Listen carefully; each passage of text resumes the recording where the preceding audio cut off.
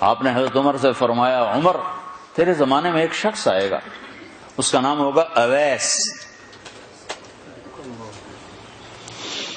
اس کا قبیلہ ہوگا مراد، اس کی شاخ ہوگی کرن، اس کا رنگ ہوگا کالا، قد ہوگا درمیانہ، اور ایک سفید نشان اس کے جسم پر ہوگا۔ جب وہ آئے تو تم اس سے دعا کرانا، علی تو بھی کرانا، عمر تو بھی کرانا، اور میں قسم کھا کے کہتا ہوں کہ اویس جیسوں سے دنیا بھر جائے تو عمر و علی کے ایک بدن کے بال کے برابر نہیں، لیکن اس کے ذریعے سے ایک پیغام آگے پہنچانا تھا۔ تو حضرت عمر اور حضرت علی حیران ہو کر دیکھنے لگے کہ ہمیں کہا جا رہا ہے کہ اویس سے دعا کروائیں، وہ ہم صحابی وہ تابعی۔ تو آپ نے فرمایا اس نے ماں کی ایسی خدمت کی ہے، جب وہ ہاتھ اٹھاتا ہے تو اللہ ہاتھ واپس خالی موڑتا ہی نہیں۔ یہ پیغام پہنچانا تھا کہ ماں باپ کے آگے جھکو۔ جس دیش میں آپ رہتے ہیں یہاں کام کی رفتار بہت تیز ہے، ماں باپ اگر موجود ہیں تو کم ہی خوش نصیبوں والے ہیں جن کو کچھ اولاد کی خدمت ملتی ہے، ورنہ دیواروں کے ساتھ ہی زندگی گزر رہی ہوتی ہے۔ تو عمر رضی اللہ عنہ جب خلیفہ بنے تو ہر سال حج کرتے تھے، ہر سال ان کو ڈھونڈواتے۔ اب مجھے یہ نہیں پتا درمیان کے کوئی سال ہوں گے کہ ایک سال آپ نے حج پر سارے حاجی اکٹھے کر لیے، ایسے اپنے سامنے کا کھڑے ہو جاؤ بھائی، سب کھڑے کر لیے، کہنے لگے بیٹھ جاؤ سارے یمن والے کھڑے رہو، تو سارے بیٹھ گئے، یمنی کھڑے رہے، کہ سارے یمن والے بیٹھ جاؤ، قبیلہ مراد والے کھڑے رہو، تو سارے یمنی بیٹھ گئے، مراد والے کھڑے رہے۔ اس سال میں یمن گیا جماعت میں تو اویس کرنی کے گاؤں گیا، ان کی جگہ پیدا ہوئے، جو ان کا قبیلے کے لوگوں سے ملا، اس علاقے سے گزرا، دیکھا کہ اچھا یہاں وہ ہستی پیدا ہوئی تھی۔ خشک پہاڑ ہیں، بالکل خشک پہاڑ۔ پھر آپ نے کہا مراد والے بیٹھ جاؤ، قرن والے کھڑے رہو، تو صرف ایک آدمی باقی بچا۔ تو آپ نے اس سے پوچھا تم قرنی ہو؟ کہ جی ہاں۔ اویس کو جانتے ہو؟ کہ جانتا ہوں، میرا سگا بھتیجا ہے، میرے بھائی کا بیٹا، لیکن وہ تو تھوڑا پاگل سا ہے، آپ اس کا کیوں پوچھ رہے ہیں؟ تو عمر رضی اللہ تعالیٰ عنہ رونے لگے، کہا وہ نہیں، تو پاگل نظر آتا ہے۔ پھر آپ نے پوچھا کدھر ہے؟ آیا ہوا ہے حج میں ہے؟ کہ جی ہے۔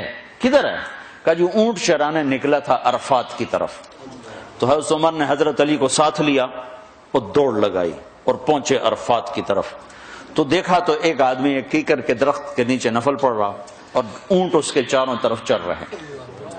تو یہ دونوں حضرات بیٹھ گئے، تو انہوں نے اویس نے محسوس کیا کچھ آ گئے لوگ، تو انہوں نے نماز مختصر کر دی، سلام پھیرا۔ تو حضرت عمر نے پوچھا کون ہو بھائی؟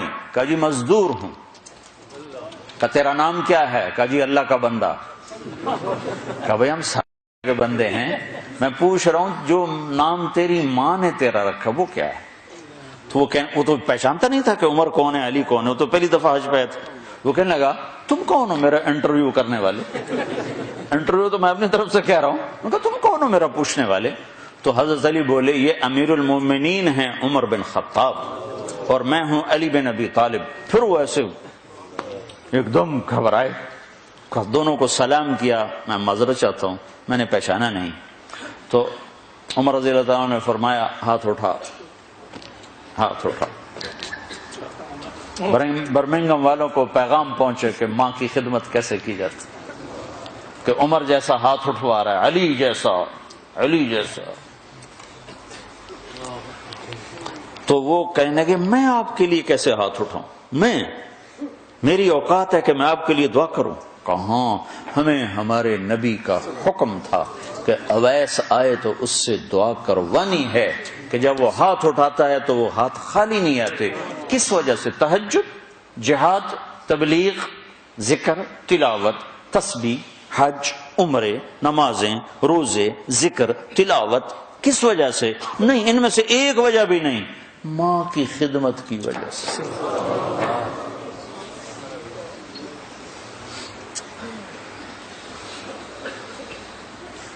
پھر ایک اور جگہ آپ نے فرمایا کہ لوگ جب جنت میں چلیں گے تو اویس بھی چلے گا، جب جنت کے دروازے پر پہنچے گے تو اللہ تعالیٰ فرمائیں گے اویس کو روک لو، باقی کو جانے دو.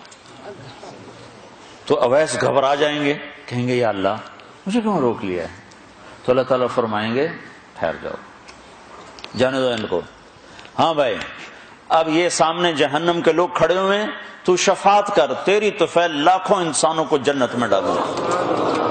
تجھے اس لیے روکا ہے کہ تو شفاعت کر، جدھر تیری انگلی اٹھتی جائے گی ان کے لیے جنت لکھتی چلی جائے گی، ان کے لیے جنت لکھتا چلا جاؤں گا جدھر جدھر تو انگلی اٹھائے.